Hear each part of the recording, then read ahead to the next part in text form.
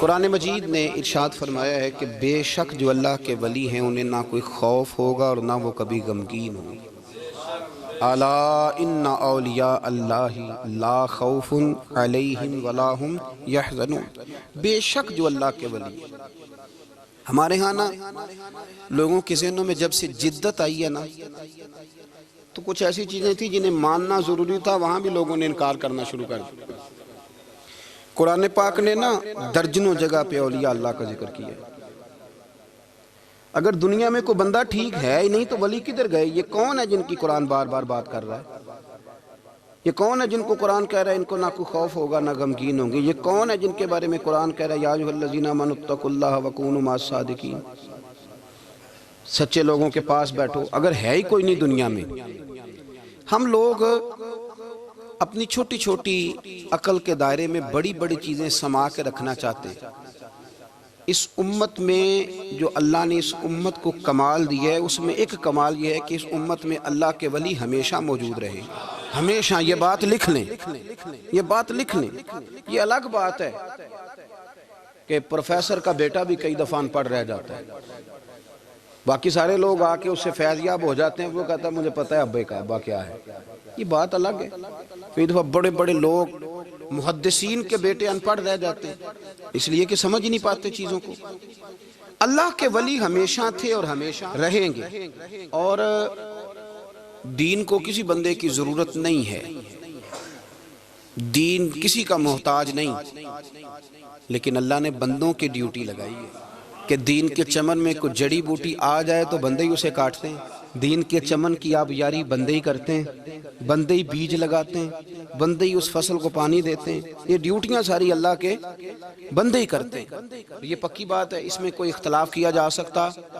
حضرت غوث پاک جیلانی شیخ عبد القادر رضی اللہ تعالی، غوث اعظم درمیان اولیاء چو محمد درمیان انبیاء۔ غوث اعظم کا ولیوں میں وہی مقام ہے جو نبیوں میں رسول کریم کا مقام ہے۔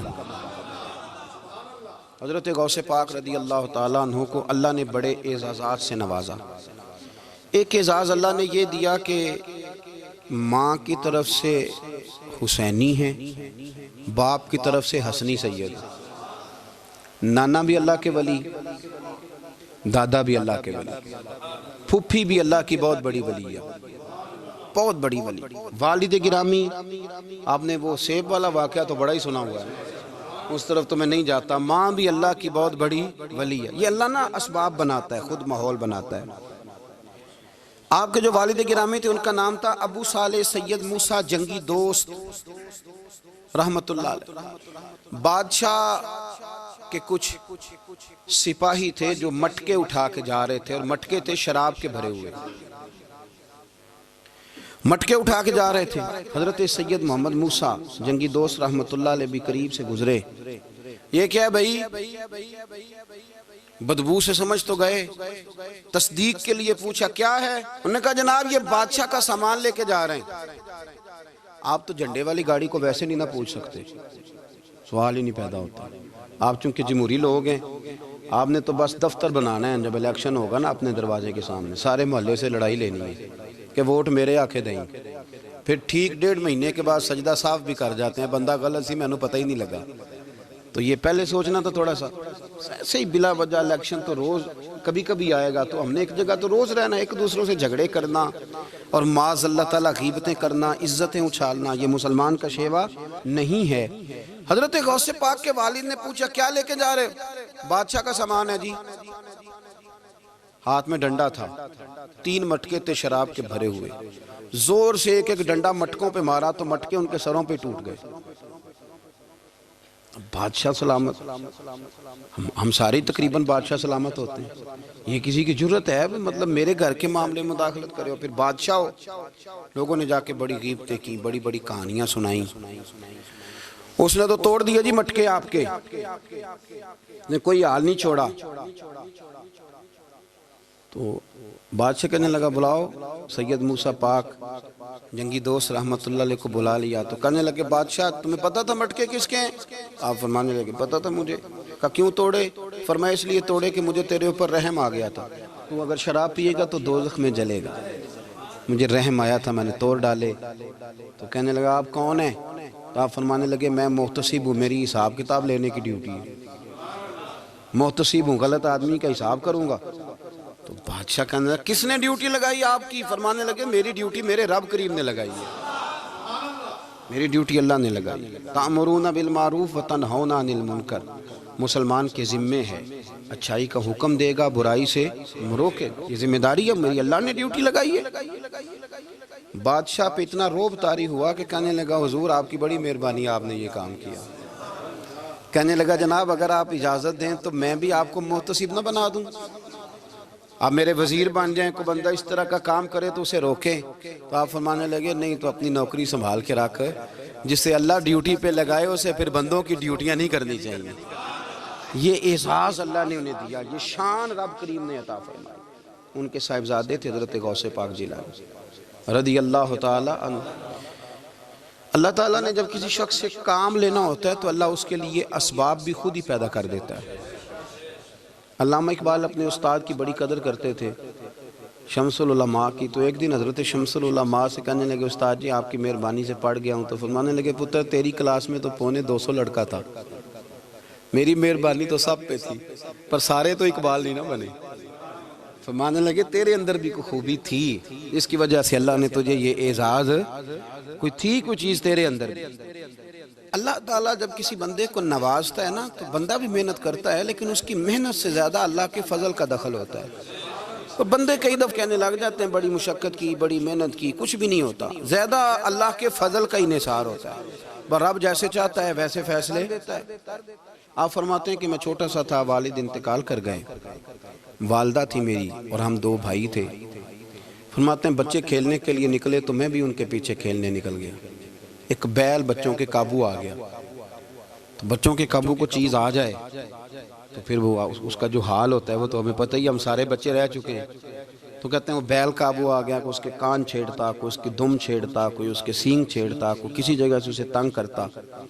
مختلف بچے اس کو نا دم سے پکڑ کے ہلاتے، بیل بھاگتا۔ حضور غوث پاک فرماتے میں بھی آگے بڑھا، اور میں نے جب اس کی دم پکڑ کے ہلائی تو بیل نے میری طرف منہ کیا اور کہنے لگا عبد القادر تو نانا ایسے کر، بول کے کہنے لگا تو نانا ایسے کر، تجھے رب نے ان کاموں کے لیے پیدا نہیں فرمایا۔ آپ فرماتے مجھے اتنا خوف طاری ہوا، بیل کو بولتے دیکھا تھا پہلی دفعہ، بیل کو۔ اب میرے سنی کو بھی دلیلوں کی ضرورت ہوتی ہے، دلیل نہ دیں، کسی بزرگ کی بات سنائیں تو سنی بھی تھوڑا تھوڑا دائیں بائیں دیکھتا ہے۔ یہ شور ایسا ہوا ہے نا، پراپوگنڈا ایسا ہے۔ میں حدیث پاک سنا دیتا ہوں۔ رسول کریم صلی اللہ تعالیٰ علیہ وآلہ وسلم فرماتے ہیں ایک شخص نے بیل پہ سواری کر لی تھی۔ بیل سواری کے لیے نہیں پیدا کیا گیا، سواری کے لیے اونٹ ہیں، خچر ہیں، گھوڑے ہیں، گدھے ہیں، بیل کھیتی باڑی کے لیے۔ اس شخص نے جب بیل پہ سواری کی تو بیل پیچھے مڑ کے دیکھنے لگا اور کہنے لگا یار تو بڑا بیوقوف ہے، بول کے کہنے لگا مجھے اللہ نے سواری کے لیے نہیں پیدا کیا، میرے سے وہ کام لے جس لیے میں پیدا کیا گیا ہوں۔ تو بندہ ڈر گیا، کہنے لگا بڑی حیرانگی والی بات نہیں کہ بیل بولتا ہے، تو بیل پھر بول پڑا۔ کہنے لگا اس سے بھی زیادہ حیرانگی والی بات ہے۔ اس نے کہا وہ کیا؟ کہنے لگے مدینے میں نبی پاک آ گئے ہیں اور تو نے ابھی تک کلمہ ہی نہیں پڑھا، یہ اس سے بھی زیادہ حیرانگی والی بات ہے۔ جامع المعجزات میں حدیث موجود ہے، حضور آ گئے اور تو نے کلمہ ہی نہیں پڑھا۔ وہ شخص کہتا ہے میں سر پٹ دورا، جب آ کے سامنے کھڑا ہوا تو حضور مسکرائے، فرمایا آجا پڑھ لے کلمہ، مجھے پتہ ہے تجھے کس نے بھیجا ہے۔ اللہ والوں کی باتیں مان لیا کریں، میں بڑی ذمہ داری سے کہتا ہوں رب کریم کے کوئی بندوں کی بات کتاب و سنت کے خلاف نہیں ہوتی، وہی تو کتاب و سنت آگے پہنچانے والے ہوتے۔ تو حضور غوث پاک فرماتے ہیں میں وہ ڈر کے گھر آیا، جب گھر پہنچا تو میرے کانوں میں آواز آ رہی تھی لبیک اللہم لبیک لبیک لا شریک لک لبیک۔ فرماتے میں چھت پہ چڑھا اور میں نے جیلان میں اپنی چھت پہ کھڑے ہو کے دیکھا تو حج کے دن تھے، میری سیدھی نظر میدان عرفات پہ گئی، لوگ میدان عرفات میں بیٹھ کے لبیک لبیک پڑھ رہے تھے۔ پہلے میں وہاں سے ڈر کے آیا، پھر چھت سے ڈر کے نیچے اترا، ماں کو ساری بات بتائی تو کہتی میری ماں کہنے لگی بیٹے جب تو پیدا ہونے والا تھا تو مجھے بڑی بشارتیں ملتی۔ فرماتے ہیں ماں نے نا کھولا بکسا صندوق تو 80 دینار نکالے، فرمایا پتر تم 2 بھائی ہو اور تمہارا باپ کل جاگیر 80 دینار چھوڑ گیا، 80 40 تمہارے 40 تمہارے بھائی کے۔ فرمایا بیٹا ایک بات کا خیال رکھنا، میں عورت ہوں، تمہارا باپ کوئی نہیں، بھائی چھوٹا ہے، میں پیچھے نہیں آ سکتا، یہ 40 دینار لے جا اور جا بغداد چلا جا، جا کے تعلیم حاصل کر، بیٹے میں پہنچ نہیں سکتی، خیال رکھنا۔ غوث پاک فرماتے ہیں 12 سال میں نے تعلیم حاصل کی یارو، میں نے پتے بھی کھائے، اور خود آپ کا فرمان موجود ہے، فرماتے ہیں ایسی سختیاں بھی دیکھیں، ایسی سختیاں بھی دیکھیں کہ پتھروں اور پہاڑوں پہ گزرتی تو شاید پگھل جاتے، لیکن میں نے اپنے نبی کا دین پڑھا۔ اب تو پیر کے گھر میں جو پیدا ہوتا ہے وہ علم لدنی والا ہوتا ہے۔ میں تو صاحب دا پتر ہے، او خدا کے بندے صبر کر۔ اگر غوث پاک حسنی حسینی سید ہو کے باقاعدہ پھٹی پہ بیٹھ کے پڑھتے ہیں، تو کس پیر کا مرید ہو گیا جسے علم ہی کوئی نہیں، جو جاہل آدمی ہے؟ یہ ضروری ہے، علوم دینیاں ضروری ہیں، اس کے بغیر کام نہیں چلتا۔ اور غوث پاک رضی اللہ تعالیٰ عنہ کی آپ پوری زندگی پڑھ کے دیکھ لیں، غوث پاک تمام اولیاء کے امام ہیں، ساری زندگی۔ غوث اعظم سے کسی نے پوچھا آپ نے سب سے زیادہ دین کا کام کس طرح کیا، تو فرماتے ہیں تقریر کے ذریعے۔ اب تقریر کرنے والا مولوی ہوتا ہے اور تویز دینے والا، سبحان اللہ۔ غوث پاک رضی اللہ تعالیٰ عنہ فرماتے ہیں میں نے دین کا سارا کام کس ذریعے سے کیا ہے؟ ہفتے میں 3 جلسے کرتے تھے، اور 70 ہزار کا مجمع ہوتا تھا، اور بغیر لاؤڈ سپیکر کے تقریریں ہوتی تھیں، اور فرماتے ہیں جیسی سمجھ پہلے بندے کو آتی تھی ویسی آخری والے کو آتی تھی۔ لوگوں نے کہا حضور یہ کرم کیسے ہوا؟ فرمانے لگے میں نے جب تعلیم حاصل کر لی تو بولنا آتا ہی نہیں تھا، تو میں بڑا پریشان، ایک دن سو گیا تو خواب میں رسول کریم کا دیدار نصیب ہوا۔ فرمایا تو واز کیا کر، تیرے واز سے لوگوں کو فائدہ ہوگا۔ یا رسول اللہ میں اجمی بندہ ہوں، لوگوں کے سامنے کیسے بات کروں گا؟ تو حضور نے فرمایا منہ کھولنا ذرا۔ کہتے میں نے منہ کھولا تو محبوب نے 7 دفعہ لعاب دہن ڈالا میرے منہ میں۔ آپ فرماتے ہیں پھر بولتا میں تھا، اثر کوئی اور پیدا کر دیتا۔